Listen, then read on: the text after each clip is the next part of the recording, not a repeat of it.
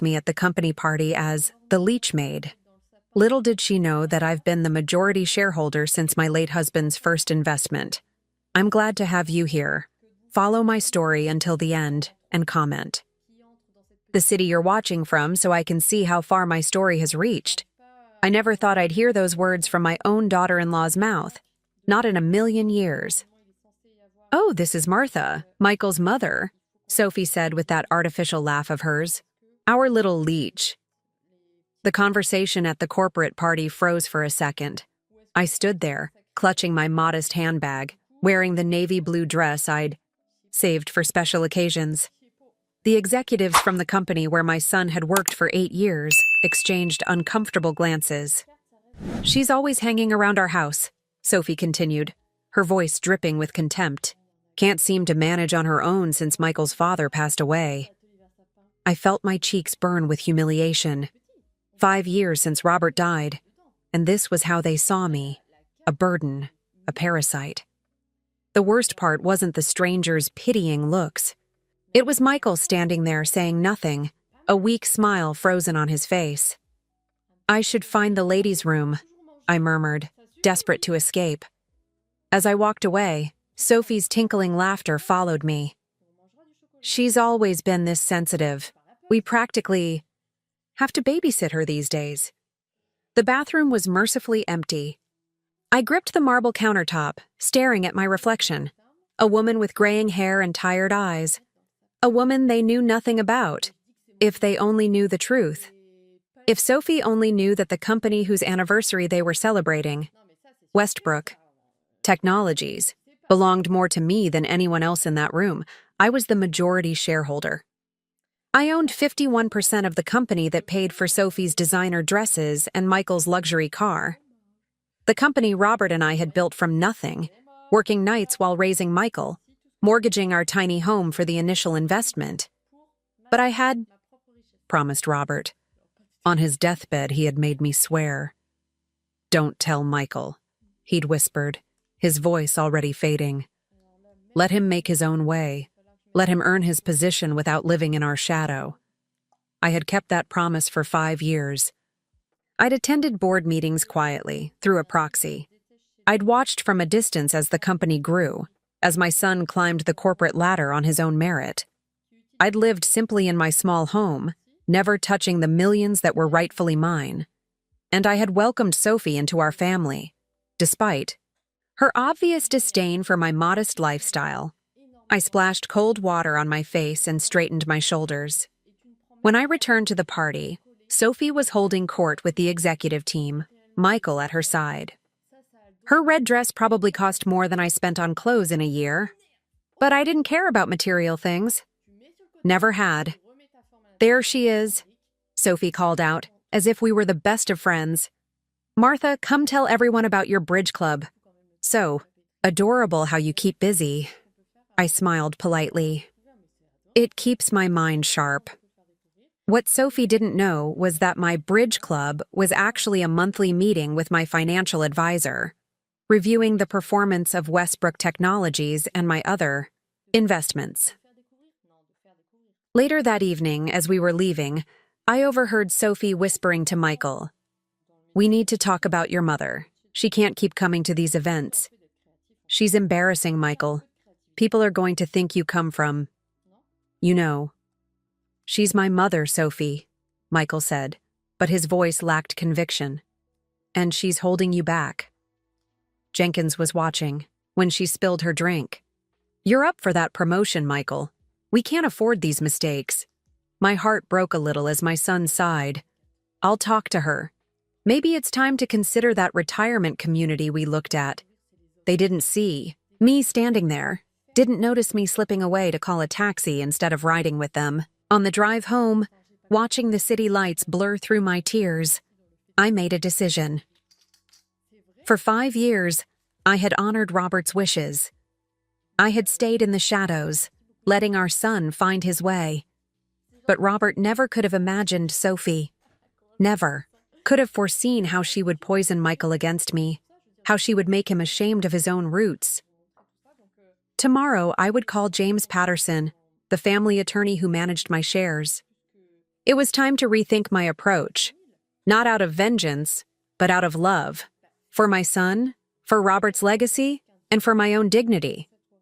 As I paid the taxi driver and walked up the path to my modest home, the same home where we'd raised Michael, where Robert and I had dreamed of our future, I felt a strange calm settling over me. Sophie had no idea who she was dealing with. The leech was about to show her teeth. The morning after the corporate party, I sat at my kitchen table with a cup of tea gone cold, staring at a photograph.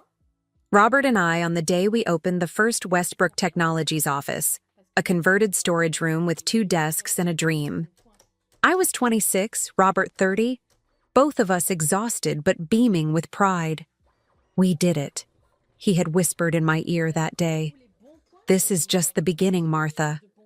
Who would have thought that tiny operation would grow into the multi-million-dollar company it was today? A company my own son worked for, never knowing his parents had built it from nothing. The doorbell rang, pulling me from my thoughts. James Patterson stood on my porch, his leather briefcase in hand. At 71, he was still sharp as a tack, the only person besides me who knew the full truth about my ownership of Westbrook. "You sounded upset on the phone," he said, as I led him to the living room. I poured out everything: Sophie's cruel words, Michael's silence, their plans to ship me off to a retirement community. James listened quietly, his bushy eyebrows drawing together. "It's been 5 years, Martha," he finally said. "Maybe it's time to tell Michael the truth." I shook my head. Robert wanted him to succeed on his own merits. "And he has," James pointed out. "He's earned his position. But Robert never intended for you to be disrespected this way." He opened his briefcase and pulled out a document, the quarterly report on Westbrook Technologies. "The company's thriving. Your shares are worth more than triple what they were when Robert passed. You could buy 10 mansions bigger than whatever house Sophie's showing off to her friends." I took the report, flipping through pages of figures that represented Robert's and my life's work. Nearly 28 years of sacrifice, risk, and determination. "Did I ever tell you about the beginning?" I asked softly. "Before Westbrook was even an idea?" James settled back, giving me the time I needed. "We were so young when we met," I began. "Robert was working as a computer repairman. I was a receptionist at the same company. We lived in that tiny apartment on Maple Street, the one with the leaky ceiling and temperamental heating." I smiled at the memory. "Robert would bring broken computers home, fix them in our kitchen. I'd help him with the bookkeeping, order parts. We saved every penny until we could afford to start the business. Those early years had been lean but full of purpose. Robert writing code late into the night while I managed the accounts, handled clients, made cold calls. Both of us terrified and exhilarated as we secured our first major contract. When I got pregnant with Michael, we were scared we'd lose everything," I continued. "I worked right up until my water broke, was back answering phones with Michael, in a bassinet beside my desk 3 weeks later." Those memories were so vivid. Nursing Michael between client calls, Robert taking him for walks when I needed to focus, our baby growing up surrounded by the hum of computers and the vision of his parents building something meaningful. "Michael saw all of that," I said, "but he was too young to remember. By the time he was in high school, the business was successful enough that we could give him a more normal life. Robert wanted him to focus on being a teenager, not on the family business." When Michael went to college, we made the decision not to tell him that his tuition was being paid by the company his parents had built. We sold our home and moved into a smaller house, using the difference to make it appear that's how we were financing his education. We wanted him to find his own path, I explained to James, not feel obligated to join the family business. The irony wasn't lost on me. Michael had found his way to Westbrook anyway, hired on his own merits, working his way up without ever knowing. Then Robert got sick. Cancer. Fast and brutal. "He made me promise," I whispered, my voice breaking. "In the hospital." right before. He made me swear not to tell Michael about the shares.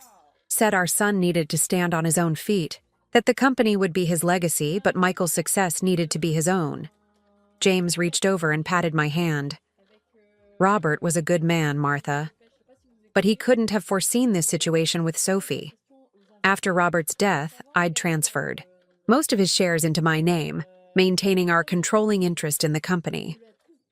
A small portion went into a trust for Michael that would mature when he turned 40, still 5 years away. As far as Michael knew, his father had left him a modest inheritance, nothing more. Sophie met Michael 3 years ago, I said. From the beginning, she made it clear she thought he could do better than his simple mother, always making little comments about my clothes, my house, suggesting I needed looking after. "And Michael allows this?" James asked, his tone sharpening. I sighed. He's caught in the middle. Sophie's ambitious. She sees him as her ticket to the life she wants. Life you could provide with the snap of your fingers, James pointed out. I stared down at the photograph again. Young Robert and Martha, full of dreams that had actually come true. "I don't know what to do, James," I admitted. "I've kept my promise. But at what cost?" James closed his briefcase with a decisive click. "I think it's time we reviewed your options, Martha. Legally, the company is yours to control as you see fit." As we began discussing possibilities, I felt something stirring within me. Not vengeance, but a quiet determination. Robert had wanted to protect our son from entitlement. He never intended for me to become a doormat. It was time for some changes at Westbrook Technologies. The following week, I decided to do something I hadn't done in years, visit Westbrook Technologies headquarters. Not as the majority shareholder, but as Michael's mother, bringing him lunch as I occasionally did before Sophie came into our lives. The gleaming glass building downtown was a far cry from our first office. I signed in at reception, noting how the young woman eyed my modest clothing with barely concealed judgment. "I'm here to see Michael Westbrook," I said. "I'm his mother." She looked skeptical, but called up to his office. Minutes later, Michael appeared, surprise and something like discomfort on his face. "Mom, what are you doing here?" He glanced around nervously, as if worried someone important might see us. "I brought your favorite," I said, holding up the bag containing his lunch. "Chicken salad on sourdough." His face softened slightly. "You didn't have to do that." He led me to a small break room instead of his office. I understood. He didn't want colleagues seeing his unfashionable mother in his workspace. As we sat, I noticed dark circles under his eyes. "You look tired, sweetheart." Ran a hand through his hair, a gesture so like his father's it made my heart ache. "Big project. Sophie's been stressed too. She's got her heart set on that house in Lakewood Estates, and we can't afford it unless I get this promotion." I knew Lakewood Estates, multi-million-dollar homes where executives and old money lived, far above Michael's current salary, even with Sophie's income from her part-time interior design work. "That's quite ambitious," I said carefully. Michael sighed. "Sophie says it's the right neighborhood for someone on my career track. She's already talking to designers." He smiled weakly. "You know, Sophie, once she sets her mind on something." I certainly did know. After lunch, I asked to use the restroom. Instead, I took a detour, wandering the halls of the company Robert and I had built. I recognized a few old-timers who nodded politely, not knowing who I really was. The executive floor was quiet, most occupants at lunch. Sophie's voice drifted from a conference room, door slightly ajar. She wasn't supposed to be here today. Curious, I paused. "Trust me, David. It's a perfect arrangement." Sophie's tone was intimate in a way that made me uncomfortable. "Michael gets the promotion. You get the contract, and I make sure everyone's happy." A man's voice, low, amused. "And how exactly do you plan to convince the board?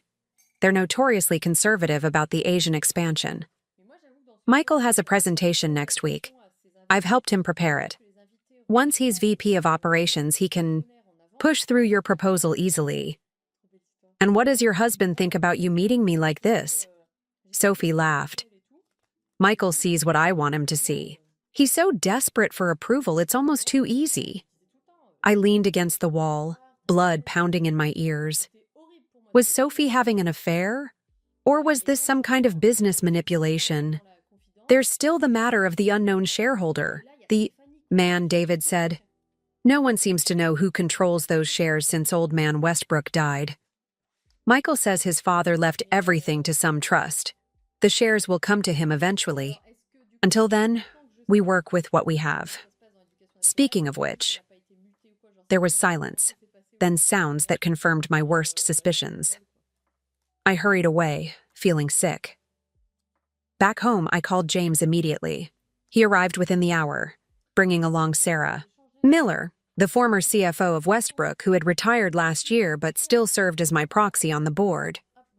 Sophie's involved with someone named David, I explained. They're plotting something involving an Asia expansion, and she mentioned Michael's upcoming presentation to the board. Sarah's expression darkened. That would be David Reynolds. Smooth. Operator. Runs a consulting firm specializing in Asian markets. He's been pushing the board to invest millions in a risky venture. We've been resistant. Until now, James added grimly. If Michael becomes VP of operations and advocates for it, they're using my son, I said, the realization burning like acid. There's more, I continued, explaining Sophie's comment about the unknown shareholder and Michael eventually inheriting. James and Sarah exchanged looks. Martha, James said gently, I think Sophie is planning for the long term. If she believes Michael will inherit controlling interest. She's positioning herself, Sarah finished, setting up influence and connections for when that happens. My hands trembled. And Michael? Where does he fit in her plans? Neither answered, but their silence spoke volumes. There's something else, I admitted. Last night, I overheard a phone conversation. Sophie's been pressuring Michael to have me move to Sunset Valley Retirement Community. She says I'm becoming difficult to manage, and it would be better for everyone. James's bushy eyebrows shot up. That's a rather expensive facility. Yes, I said. And apparently Michael would need to sell my house to afford it. The house that was fully paid off. The house that, while modest, was worth considerable money in today's market. This is getting concerning, Martha, Sarah said. Sophie appears to be manipulating both Michael's career and your living situation. I stood and walked to the window, looking out at the garden Robert and I had planted together. I made a promise to my husband, I said quietly, but I don't think he would want this. What do you want to do? James asked. I turned back to them, decision made. I want to protect my son and the company we built, not by revealing everything. Right away. That might just drive Michael further into Sophie's influence. A more subtle approach, then, Sarah suggested. I nodded. I'm going to attend the board meeting next week, not as Martha Westbrook, but as M.R. Wilson, the proxy shareholder. It's time I saw exactly what Sophie and this David are planning. And if Michael recognizes you? James asked. I smiled grimly. Sophie has made it very clear that no one expects to see Martha Westbrook in a boardroom. Sometimes invisibility has its advantages. As James and Sarah left, making arrangements for the meeting, I felt a calm determination settle over me. Sophie thought she was playing a clever game, using my son as a pawn in her ambitions. She had no idea she was playing against the woman who had built the board itself. The day of the board meeting arrived with a pounding rainstorm, fitting for the turmoil I felt inside. I stared at my reflection in the bedroom mirror, barely recognizing myself. Gone was the simple Martha in practical clothes. Sarah had taken me shopping for the occasion, insisting that M.R. Wilson, mysterious major shareholder, would dress this part. I wore a charcoal gray suit with subtle pinstripes, crisp white blouse, and low heels that still felt foreign on my feet. My usually unstyled gray hair had been cut into a sleek bob and colored a rich chestnut brown, close to my natural color before age had taken it. Sarah's stylist had shown me how to apply makeup that enhanced my features without being obvious. "Perfect," Sarah said, appearing behind me. "You look like exactly what you are, a powerful businesswoman who owns 51% of a successful tech company." I touched the delicate gold watch that had been Robert's gift on our 25th anniversary. Robert would hardly recognize me. Sarah squeezed my shoulder. "He'd be proud, Martha. You're protecting everything you built together." The Westbrook Technologies boardroom was on the top floor, with floor-to-ceiling windows overlooking the city. I entered behind Sarah, who had coached me thoroughly on how M.R. Wilson would behave. Confident, reserved, observant. Heads turned as we entered. I recognized most of the board members from the reports James provided, though I'd only met a few in person over the years. Michael sat near the middle of the table, looking nervous. At the far end sat Sophie, who technically had no position at the company, but had apparently been invited for this special presentation. Beside her was a handsome man in his early 40s, David Reynolds, I presumed. "Ah, Sarah," said Richard Foster, the board chairman. "And this must be M.R. Wilson," Sarah supplied smoothly. "Here to observe today's proceedings." Murmurs circulated the room. The mysterious shareholder had sent proxies to meetings for years but had never appeared in person. I nodded politely but said nothing, taking a seat near the head of the table. Michael was staring at me with a slight frown, as if trying to place my face. I kept my expression neutral, though my heart pounded. Would he recognize his own mother, beneath the tailored suit and new hairstyle? His gaze moved on. Sophie leaned over to whisper something to David, both looking suspiciously at me. I opened the leather portfolio Sarah had provided, acting absorbed in the meeting agenda. The meeting proceeded with routine business first. I spoke only when necessary, keeping my comments brief and direct as Sarah had advised. Michael kept glancing at me, that puzzled look returning. Sophie was less subtle, openly studying me with narrowed eyes. Finally, Richard announced, "Next item, presentation on the proposed Asian market expansion by Michael Westbrook." Michael stood, straightened his tie nervously, and moved to the front of the room. As he began his presentation, I could see Robert in him, the same earnest intelligence, the careful way he explained complex concepts. But I also saw something Robert never had, an undercurrent of desperation, a need to impress at all costs. His proposal involved opening offices in Singapore and Shanghai, with a significant investment in speculative software development tailored to Asian markets. The numbers he projected were ambitious, bordering on fantasy. "As you can see," Michael concluded, "our projected return on investment would be 27% within 18 months, with potential for exponential growth thereafter." I glanced around the table. Most board members looked skeptical. David Reynolds, however, was nodding enthusiastically. "Very impressive, Michael," David said. "If I may add, my consultancy has extensive connections in both markets. We could facilitate immediate entry points, significantly reducing typical startup costs." Sophie beamed at Michael with manufactured pride. I felt ill watching her performance. Richard looked unconvinced. "The investment required is substantial, and these projections seem conservative, actually," David interjected smoothly. "My team has compiled extensive market research." I'd heard enough. I cleared my throat softly, and the room fell silent. All eyes turned to me. "Mr. Westbrook," I said, addressing my own son, "formally, your enthusiasm is commendable. However, I see several flaws in your proposal." I proceeded to ask pointed questions about his market analysis, risk assessment, and contingency planning. With each question, Michael's confidence visibly deflated. Sophie's expression turned from confusion to anger. "Who exactly are you to question this proposal?" she finally interrupted. "Michael has worked extremely hard on this presentation." "Sophie," Michael muttered, embarrassed by her outburst. "No, Michael," she snapped.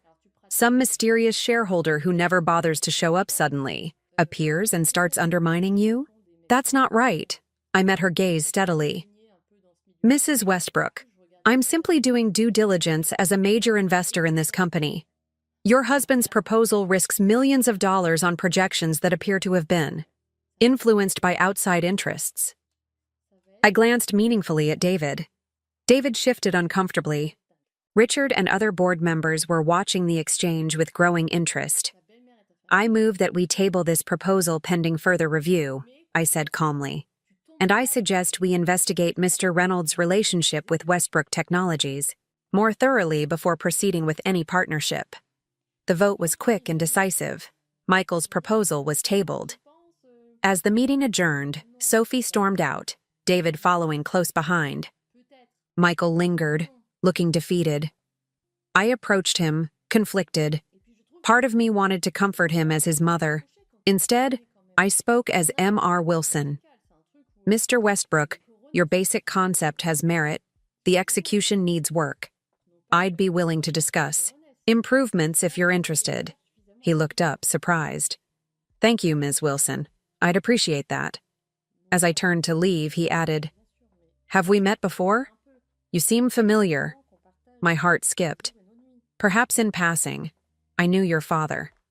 His eyes widened slightly, but before he could respond, Sarah appeared at my elbow, easing me toward the door. In the elevator, I finally exhaled. That was harder than I expected. You did well, Sarah assured me. The board was impressed. And you've bought time to address the real problem. Sophie, I said. And this David person, they're using my son. What will you do now? Sarah asked as we reached the lobby. I stared at my unfamiliar reflection in the mirrored elevator doors. The decision I'd been wrestling with for days crystallized in that moment. It's time to tell Michael the truth, I said quietly. Not everything. At once. That might push him away. But enough so he understands what's really happening. Sarah nodded. When? I'll invite him to dinner tomorrow. Alone. As we stepped outside into the rain, I felt both terrified and resolute.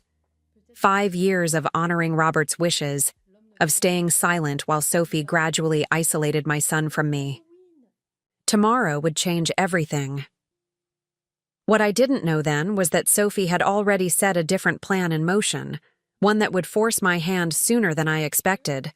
I barely slept that night, rehearsing what I would say to Michael when he came for dinner.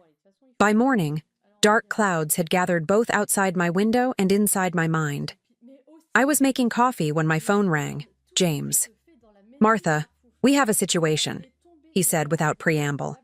Sophie's made a move. She's convinced Michael to call an emergency board meeting for tomorrow morning.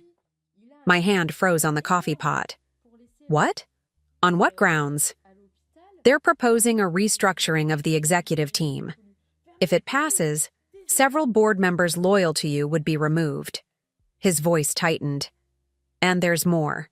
She's somehow gotten wind that M.R. Wilson is connected to you. How is that possible? I asked, my mind racing. I don't know, but Michael called Sarah this morning, asking direct questions about your involvement. He sounded agitated. I set the coffee pot down with a shaking hand. I was going to tell him everything tonight. You may not have that luxury, James cautioned. Martha, if Sophie has convinced Michael you've been deceiving him all these years. The doorbell rang, interrupting him. Someone's here. I'll call you back. Through the peephole, I saw Michael standing on my porch, his expression stormy. I took a deep breath and opened the door. Michael, I wasn't expecting you until... Were you ever going to tell me? He demanded, pushing past me into the hallway. Or was the plan to keep lying to me forever? I closed the door, my heart pounding. Michael, please, let me explain. Explain? What? That you're actually M.R. Wilson? That you've owned the company all this time? That my entire career has been? He raked his hands through his hair, a gesture so like his father's. What, Mother? A joke? Some kind of test? No, I said. firmly. Never that. Please, sit down. Let me tell you everything. Reluctantly, he followed me to the living room but remained standing, arms crossed. How did you find out? I asked gently. Sophie, he said. She hired a private investigator after the board meeting. She thought there was something strange about this Wilson person who appeared out of nowhere and tanked my proposal. I closed my eyes briefly. Of course she had. Is it true? Michael demanded. Do you control Westbrook Technologies? I looked my son in the eyes. Yes. Your father and I founded the company before you were born. When he died, I inherited his shares. I own 51% of Westbrook. Michael stared at me as if seeing a stranger. All these years, you've been living here in this modest house driving that old car while you were worth millions, I confirmed. Yes. Why? The word came out like an accusation. Why would you hide this? Why would you let me work there? Not knowing? Do you have any idea how humiliating this is? It was your father's wish, I said. He wanted you to succeed on your own merits, not because you were the owner's son. He believed it would make you stronger, more independent. And you? Michael's voice cracked slightly. What did you want? The question pierced my heart. I wanted to honor your father's dying wish. But I also wanted to protect you, Michael scoffed. Protect me? From what? Success? Wealth? Knowing my own heritage? From never knowing if you'd earned your position, I explained, willing him to understand. From the doubt that would have followed. You if everyone knew you were the boss's son. He was silent for a long moment, processing. And the board meeting yesterday? What was that about? I chose my words carefully. I had concerns about the proposal. The projections seemed unrealistic, and I was worried about the involvement of David Reynolds. His eyes narrowed. What about David? This was the delicate part. How much to reveal about Sophie without pushing Michael further away. I have reason to believe his involvement may not be in the best interests of the company. Sophie says he's brilliant. Michael's defensive tone told me everything about his state of mind. She says the board is too conservative, afraid of innovation. Michael, I said gently, have you looked into David's background? His track record with other companies? Uncertainty flickered across his face. Sophie did the research. I think you should do your own, I suggested, before tomorrow's board meeting. His jaw tightened. You know about that too. Yes, I admitted. And I need you to understand something important, Michael. The restructuring Sophie is proposing would remove the very people who helped your father build this company. People who have protected its integrity for decades.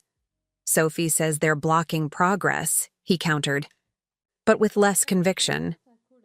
I moved to my desk and pulled out a folder, the one James had prepared months ago when we first noticed David Reynolds circling the company.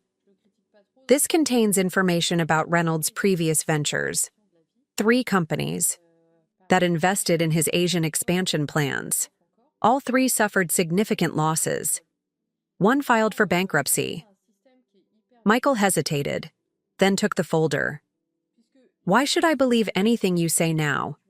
You've been lying to me for years. The accusations stung, but I understood his pain. I haven't been completely honest about my role at Westbrook, that's true, but I have never lied about loving you or wanting what's best for you. He looked away, blinking rapidly. Michael, I said, softly, think about how quickly Sophie found this information about me. Less than 24 hours after the meeting. She must have already been investigating. Already suspicious. She was protecting me, he insisted, but doubt had crept into his voice. Was she? I asked. Or was she protecting her own interests? He stood abruptly. I need time to think, to process all this. Of course, I said, rising. 2. But Michael, please, before tomorrow's meeting, look at that folder and ask yourself why Sophie is pushing so hard for this restructuring. At the door, he paused. All those board meetings over the years. You were there, weren't you? As M.R. Wilson's proxy. I nodded. I wanted to stay connected to what your father and I built. And to you. Something shifted in his expression. Not forgiveness. Not yet. But a crack in his anger. The board meeting. Is at 9 tomorrow, he said. I suppose you'll be there. I will, I confirmed. As myself this time. No more proxies. After he left, I called James and Sarah, updating them on the confrontation. We spent hours strategizing, calling loyal board members, preparing for every possible scenario Sophie might unleash. By evening, I was exhausted but resolved. Tomorrow would decide everything, not just the future of Westbrook Technologies, but my relationship with my son. As I prepared for bed, my phone chimed with a text message from an unknown number. It contained a single photo, Michael and Sophie having dinner with David Reynolds, all three looking grim and determined. Beneath the photo was a message. They're planning something bigger than a restructuring. Be prepared. I stared at the screen, wondering who my mysterious ally was. Then I recognized the restaurant in the background and the waitress partially visible at the edge of the frame. It was Diane, Robert's niece, who had waited tables at that restaurant for years. She had recognized Michael, Sophie, and clearly found their conversation concerning enough to warn me. I sent back a simple thank you and set my phone aside, a plan forming in my mind. If Sophie wanted to play hardball, she'd find I was more than capable of stepping up to the plate. Tomorrow, Martha Westbrook would finally take her rightful place at the head of the table. The Westbrook Technologies boardroom fell silent as I walked in.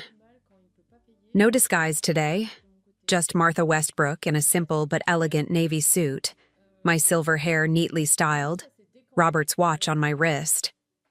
Board members who had known me for years, but only as Michael's mother or as Sarah's mysterious client, stared in confusion. Sophie, seated beside Michael near the head of the table, looked like she'd been slapped. David Reynolds, on Michael's other side, leaned over to whisper something in his ear. What is she doing here? Sophie hissed loudly enough for everyone to hear. This is a closed board meeting. Richard Foster, the chairman, looked equally confused. Mrs. Westbrook, I'm afraid. It's quite all right, Richard, I said calmly, placing my leather portfolio on the table. I believe you'll find I have every right to be here. James Patterson entered behind me, carrying his briefcase. Mrs. Westbrook is here in her capacity as majority shareholder of Westbrook Technologies, he announced. She holds 51% of the company shares.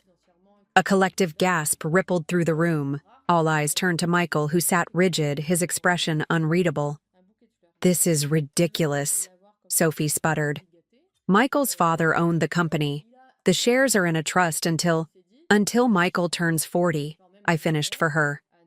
Yes, a small portion are. But the controlling interest passed to me upon Robert's death. Richard looked bewildered. But Miss Miller has been voting those shares for years as my proxy, I confirmed, and as M.R. Wilson when necessary. Another shockwave visibly passed through the room. David Reynolds's smooth composure finally cracked. Mrs. Westbrook has documentation confirming all of this, James added, pulling papers from his briefcase, which I'll happily provide to each board member. But perhaps we should address the purpose of today's emergency meeting first. I took a seat directly across from Michael, our eyes meeting briefly before he looked away. The hurt was still there, but something else too. Uncertainty. Yes, let's proceed, Richard agreed, gathering himself. Michael, you called this meeting to propose restructuring the executive team? Michael cleared his throat. Actually, in light of recent information, I'd like to propose a different agenda. Sophie whipped her head around to stare at him. Michael, we discussed this. Stick to the plan. A tense silence followed. Michael looked down at the folder in front of him, the one I'd given him the day before, containing all the evidence about David Reynolds's failed ventures. I spent last night doing additional research, Michael said slowly, about our company's history, about David Reynolds' business record, and about the Asian expansion proposal. He looked up, his gaze moving from Sophie to David to me. I found some troubling inconsistencies. Michael, Sophie warned, her voice tight. He ignored her. Mr. Reynolds has been involved with 3 companies that attempted similar expansions into Asian markets. All 3 suffered significant losses. David's smile turned cold. Markets involve risk, Michael. Your father understood that. My father, Michael repeated, emphasis on the word, built this company with careful growth strategies. He never gambled with his employees' livelihoods. I felt a surge of pride hearing Michael defend Robert's principles. Furthermore, Michael continued, I discovered that the projections in my proposal were based on manipulated data. He turned to Sophie. Data you helped prepare. Sophie's face flushed. You're being ridiculous. I was helping you. Were you? Michael challenged. Or were you helping David secure a multi-million-dollar consulting contract? David stood abruptly. I don't have to sit here and listen to these accusations. Actually, you do, I interjected, because the board should also know about your previous relationship with international tech partners, the company you recommended as our Asian manufacturing partner. I nodded to James, who distributed more documents. A company where you were previously a silent partner and still receive consulting fees, the board members murmured as they reviewed the evidence. This is a witch hunt, David snapped. Michael stood slowly. No, it's due diligence. Something I should have done before bringing this proposal forward. He faced the board. I withdraw my proposal for Asian expansion and recommend we sever all ties with Reynolds Consulting. Michael! Sophie grabbed his arm. You're ruining everything. He pulled away from her. No, Sophie, I'm stopping us from making a terrible mistake. He turned to face her fully. Just like I'm stopping us from making a terrible mistake about my mother. Sophie's expression turned venomous. Your pathetic mother has been lying to you for years. She's been controlling your career, manipulating everything from the shadows. My mother, Michael said quietly, has been honoring my father's wishes while protecting the company they built together. He looked at me then, his eyes softening. Something I'm only beginning to understand. Richard cleared his throat. In light of these revelations, I believe we should adjourn to consider next steps. As the board members filed out, Sophie remained seated, her face a mask of fury. You've ruined everything, she hissed at me. We had it all planned, the promotion, the house, everything. You had it planned, Michael corrected her, using me as your stepping stone. Don't be naive, Michael, she snapped. Everyone uses, everyone. Your precious mother used you too, keeping you in the dark while she controlled everything. There's a difference, he replied. She did it out of love. You did it out of greed. Sophie grabbed her purse and stood. This isn't over, she threatened, glaring at both of us before storming out, David trailing behind her. Finally, Michael and I were alone in the boardroom. I'm still angry with you, he said after a long silence. You should have told me the truth. Years ago? I know, I admitted. Keeping your father's promise became a habit, then a shield. I was afraid if I told you, I'd lose you. Instead, you almost lost me to Sophie's manipulations. He shook his head. When did you know? About her and David? I suspected at the company party, I said. Then confirmed it when I overheard them at the office. He nodded slowly. Last night, after I left your house, I called some former colleagues who had worked with David. Everything you said was true. His voice caught. And then I started wondering what else you were right about. Sophie? I asked gently. I checked. Her phone while she was in the shower, he admitted. The text between her and David. They've been planning this for months. using me as their ticket into the company. He looked up, his eyes shining with unshed tears. Was I that blind, Mom? The word mom, so simple, so powerful, broke something open inside me. We see what we want to see in the people we love, I said softly. I've made my own mistakes. Michael came around the table and took the seat beside me. What happens now? With the company? With us? I reached for his hand. That's up to you. Your father wanted you to make your own way, and you have. You're a good businessman, Michael, with or without the Westbrook name behind you. And Sophie? I squeezed his hand. Also your decision. But speaking as both your mother and the majority shareholder of this company, I'd recommend some serious reconsideration of that relationship. A ghost of a smile touched his lips.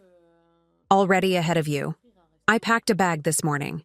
2 months later, I sat in the same boardroom, watching with pride as Michael presented a new proposal, a carefully researched plan for expanding our educational software division.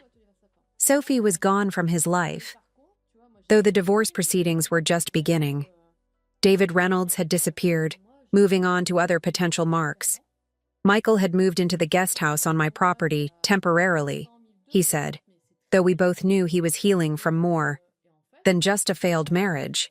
He was reconnecting with his roots, with the legacy his father and I had built. And so, Michael concluded his presentation. I believe this expansion stays true to Westbrook's core values, while positioning us for sustainable growth. Thank you, Michael, I said from my place at the head of the table, a position I had finally publicly claimed. The board will vote now. The proposal passed unanimously. As the meeting adjourned, Richard approached me. Martha, I've been meaning to tell you, Robert would be proud of how you've handled everything. I smiled, touching the watch on my wrist. I think he would be prouder of Michael for finding his own way, just as Robert wanted. Later that evening, Michael and I sat on the back porch of my home, our home, watching the sunset, much as Robert and I had done for so many years. Mom, he said thoughtfully, I've been thinking about the company name. Oh? I took a sip of my tea. Everyone associates Westbrook with Dad, but you were always there too. Maybe it's time for a small change. Nothing dramatic, just acknowledging the full story. What did you have in mind? I asked. Westbrook and Wilson Technologies, he suggested, honoring both legacies. I felt tears prick my eyes. Your father would like that. And the mysterious M.R. Wilson? Michael asked with a small smile. Will she make any more appearances? I laughed softly. I don't think so. Martha Westbrook is finally ready to step into the light. As the last rays of sun gilded the garden Robert and I had planted, I felt a sense of peace settle over me. Sophie had called me a leech, never knowing that I was actually the foundation of everything she coveted. Now the truth was out, and with it came not the revenge I might have sought, but something far more valuable: redemption, reconnection, and the chance to finally honor both Robert's legacy and my own. Sometimes, I reflected, the greatest power comes not from hiding in the shadows, but from finally stepping forward to claim your rightful place in the sun.